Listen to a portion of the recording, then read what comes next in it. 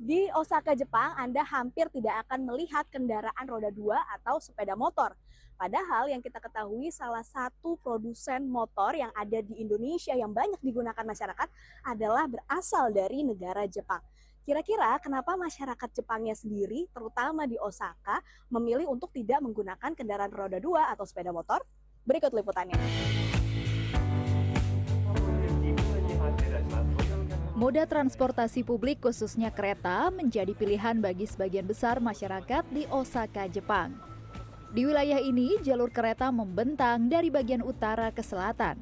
Sebagian besar sudah menjangkau first mile dan last mile masyarakat atau jarak dari transportasi umum ke tujuan akhir, yakni tempat tinggal masing-masing.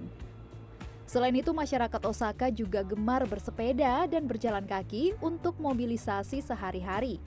Bukan tanpa alasan, mengapa sepeda motor kurang diminati di kota ini.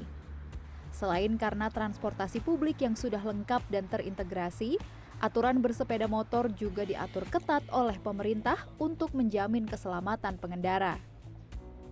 これは大阪に限ったことではないと思うんですけど、バイクについても日本では安全性を重視していまして、自動車並みの法規制があるということがやっぱり一番の理由かと思います。やはり公共交通を使っていただくことで、道路の渋滞が緩和されてとか、あとは地球環境の改善にもつながるということで、そういった効果も含めていろんなイベント、SNS とかホームページの媒体を使って、住民の皆さんに幅広く呼びかけています。Selain itu, sosialisasi untuk menggunakan transportasi publik juga telah dilakukan sedini mungkin pada anak-anak usia sekolah di Jepang.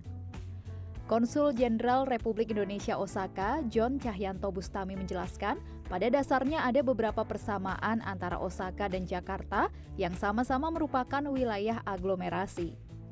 Jakarta, dinilai John, juga dapat mempelajari transportasi publik Osaka yang terintegrasi dan efisien. Osaka juga merupakan salah satu kota dari beberapa kota di sekeliling yang merupakan wilayah aglomerasi, sama seperti Jakarta dan Jabotabek. Jadi tentunya transportasi publik yang terintegrasi dan efisien itu tentunya menjadi salah satu topik menarik ya kalau kita mau membahas soal transportasi di Jepang, khususnya di Osaka. Jadi Jakarta bisa belajar banyak dari Osaka karena yang saya maksud dengan transportasi publik yang efisien dan terintegrasi ini artinya benar-benar efisien, integrated. Selain itu, pemerintah Osaka juga meminimalisir penggunaan kendaraan pribadi dengan memperlebar sejumlah trotoar pejalan kaki dan memangkas jalur kendaraan.